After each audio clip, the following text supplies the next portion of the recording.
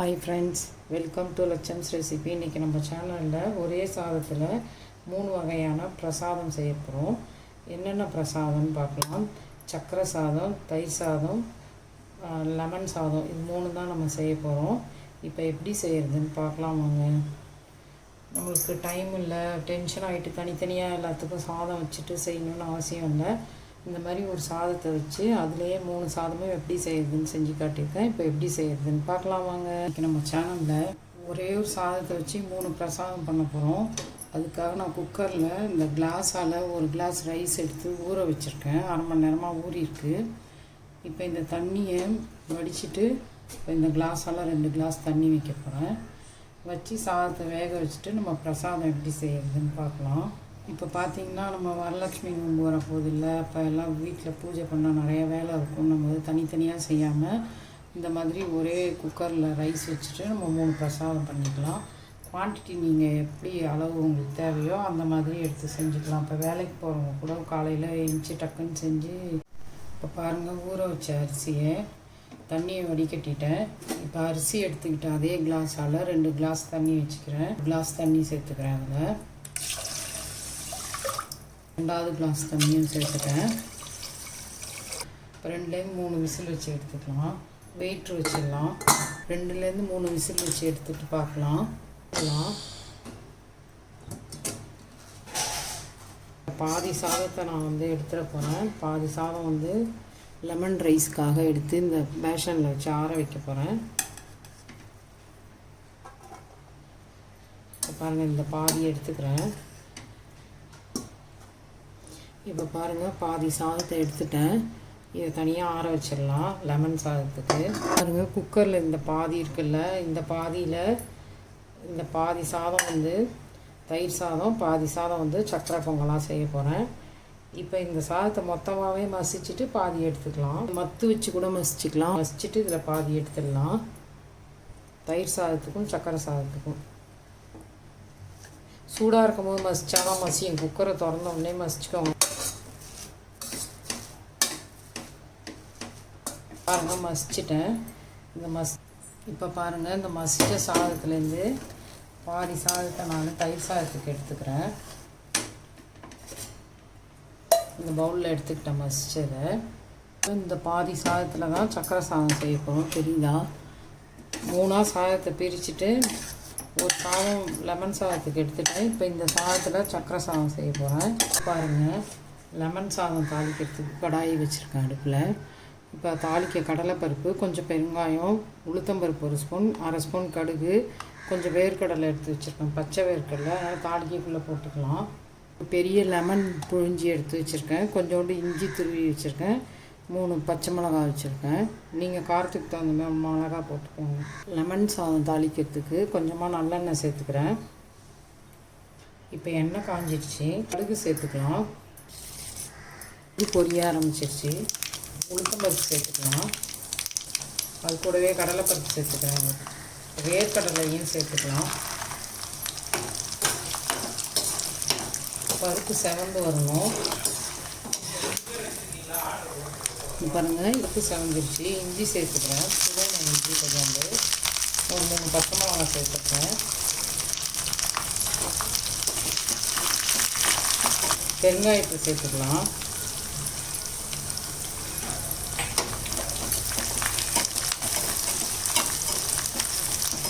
மிளகா நல்லா வதங்கட்டும். ஆனால் பருப்பு தீயக்கூடாது. சிம் பண்ணி வச்சுக்கோங்க. கருவேப்பிலையை சேர்த்துக்கலாம். சேர்த்துட்டு இந்த லெமன் ஜூஸ் அதில் சேர்த்து ஆஃப் பண்ணிடுறேன். லெமன் ஜூஸ் சேர்த்தோடனே ஆஃப் பண்ணிவிடுங்க. இப்போ பாருங்கள், லெமன் சாதம் செய்யறதுக்கு பாதி சாதம் எடுத்து வச்சுருந்தாங்க வச்சதில். இப்போ அதில் சேர்த்துக்கலாம். இப்போ 1/4 டீஸ்பூன் அளவுக்கு மஞ்சத்தூள் சேர்த்துக்கலாம். ஒரு 1/2 ஸ்பூன் அளவுக்கு உப்பு சேர்க்குறேன். இப்போ சாதத்தை நல்லா கலரிக்கலாம். பாருங்கள், சாதம் எவ்வளோ பொலன்னு இருக்கு பாருங்கள். லெமனை சேர்த்து கொதிக்கலாம் விடக்கூடாது. லெமன் அப்படியே சேர்த்த உடனே ஆஃப் பண்ணிடணும் அடுப்பை. இதிலே கூட லெமனை சாதத்திலே கூட சேர்த்து கலந்து கூட ஆற வச்சிடலாம் சாதம் சூடாக இருக்கும்போது. அவ்வளோதான், சூப்பராக செமையாக நமக்கு லெமன் சாதம் ரெடி ஆகிடுச்சி. இப்போ இந்த லெமன் சாதத்தை பக்கத்தில் வச்சுட்டு நம்ம தயிர் சாதம் தாளிச்சிக்கலாம். இப்போ பாருங்கள், தயிர் சாதம் தாளிக்கிறதுக்கு அதில் 1 ஸ்பூன் அளவுக்கு எண்ணெய் சேர்த்துக்கலாம். இப்போ எண்ணெய் காஞ்சிருச்சு, கடுகு போட்டுக்கலாம். கொஞ்சமாக போட்டுக்கோங்க. கொஞ்சமாக உளுத்தம் பருப்பு சேர்த்துக்கலாம். பச்சை மிளகா கட் பண்ணி சேர்த்துக்கிறேன். கொஞ்சம் இஞ்சி அதையும் போட்டுக்கலாம். கருவேப்பிலை போட்டுக்கலாம். ஒரு சிட்டிகை பெருங்காயம் சேர்த்துக்கிறேன். அப்படியே எடுத்து நம்ம தயிர் சாதத்துக்குன்னு எடுத்து வச்ச சாதத்தில் சேர்த்துக்கலாம். ஸ்டவ் ஆஃப் பண்ணிடலாம். இப்போ நம்ம தயிர் சாதத்துக்குன்னு எடுத்து வச்சோம்னா அந்த சாதத்தில் தயிர் சாதத்துக்கு தாளிச்சதை சேர்த்துக்கலாம். பாருங்கள், கொஞ்சமாக காய்ச்சி ஆறின பால் சேர்த்துக்கிறேன். ஒரு குழிக்கரண்டி அளவுக்கு சேர்த்துருக்கேன் பால். சேர்த்துட்டு நம்ம ஏன்னா சாதத்தை மசிச்சு எடுத்து வச்சோம்ல, இந்த சாதம்லாம் தாளிக்கிறதுக்கு நமக்கு ஆறிடுச்சுன்னா கொஞ்சம் கட்டியாக தெரியும்ல, அதனால் பால் சேர்த்துருக்கேன். பால் சேர்த்து ஒரு தடவை இந்த மசிக்கிறத வச்சு மசிச்சு விட்டுக்கோங்க. அப்போ கட்டியாக இல்லாமல் ஆகிடும். இப்போ அந்த பால் ஊற்றி மசிச்சு விட்டுக்கிட்டேன். இப்போ தயிர் சாதத்துக்கு தேவையான அளவு உப்பு சேர்த்துக்கலாம். ஒரு அரை ஸ்பூனுக்கு கம்மியாக சேர்த்துக்கலாம். தயிர் சேர்க்க போகிறேன். தயிர் 2 கரண்டி போட்டிருக்கேன், குழிக்கரண்டி அளவுக்கு போட்டு நல்லா கிண்டி விட்டுக்கலாம். பாருங்கள், இந்த மாதிரி மசிச்சு விட்டுக்கோங்க. இப்போ அந்த மிச்சம் இருக்கிற பாலும் கொஞ்சம் சேர்த்து கிளறி வச்சிடலாம். எடுத்து வச்சிருந்தால 2 கரண்டி தயிர் அதிலே மீதியவும் சேர்த்துட்றேன். 1-2 கட்டிகள் இருந்தால் இப்படி நசுக்கி விட்டுருங்க கரண்டியால். இப்போ பாருங்கள், தயிர் சாதம் ரெடி ஆகிடுச்சு சூப்பராக. இதில் கொஞ்சோண்டு நம்ம இருந்தால் போட்டுக்கலாம், ஆப்ஷன் தான். மாதுளம்பழம் கொஞ்சோண்டு சேர்த்துக்கிறேன்.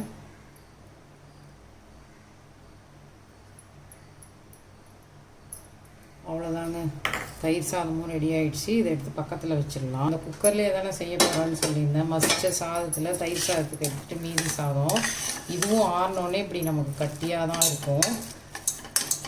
இந்த கரண்டியால் 2 நசுக்கி விட்டுட்டு இப்படி நல்லா மசிச்சுடுங்க. மசிச்சுட்டு இப்போ பாருங்கள், பால் இந்த மாதிரி இந்த சின்ன கப்பால் 1 கப் பால் சேர்த்துக்கிறேன்.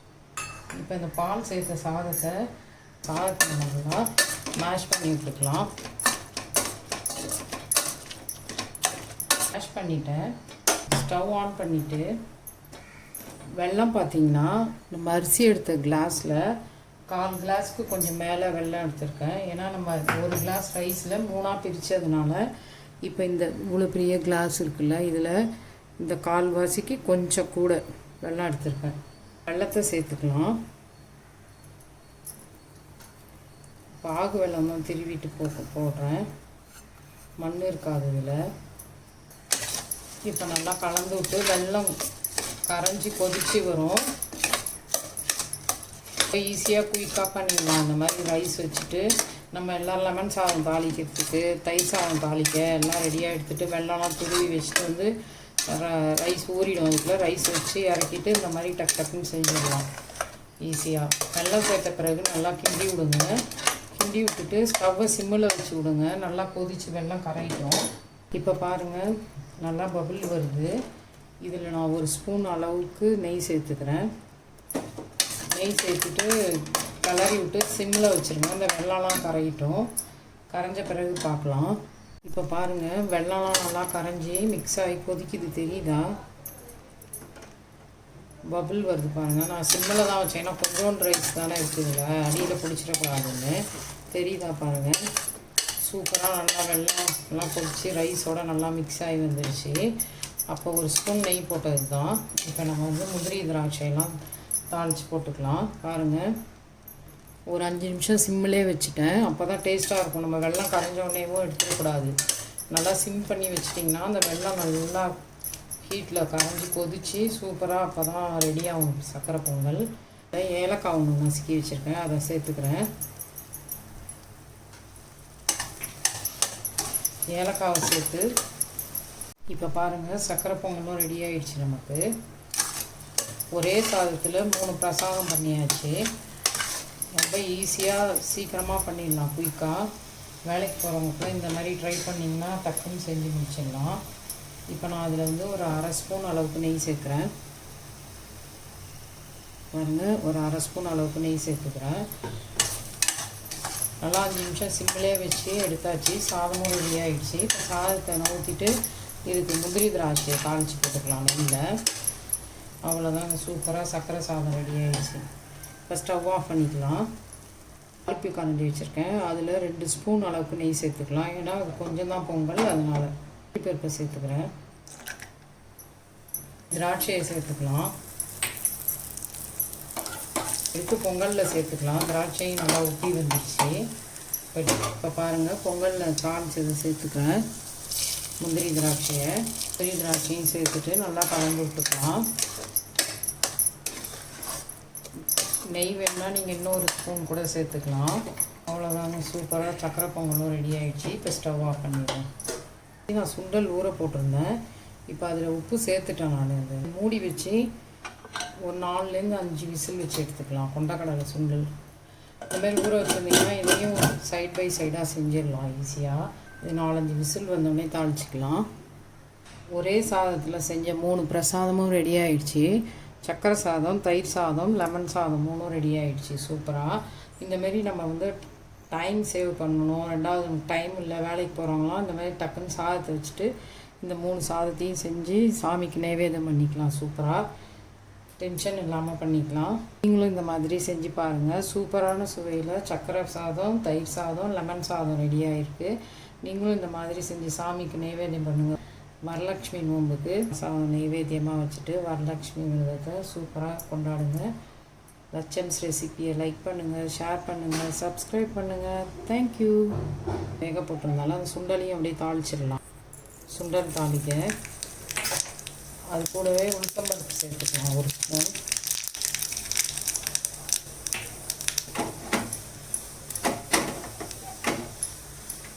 பருப்பு லைட்டாக சேவட்டும். பாருங்கள், இஞ்சி சேர்த்துக்கிறேன். ஒரே பச்சை மிளகாய் சேர்த்துக்கிறேன். அது கூடவே கருவேப்பிலையை சேர்த்துக்கிறேன். பெருங்காயம் கொஞ்சம் ஒரு சிட்டியை சேர்த்துக்கிறேன். பெருங்காயம்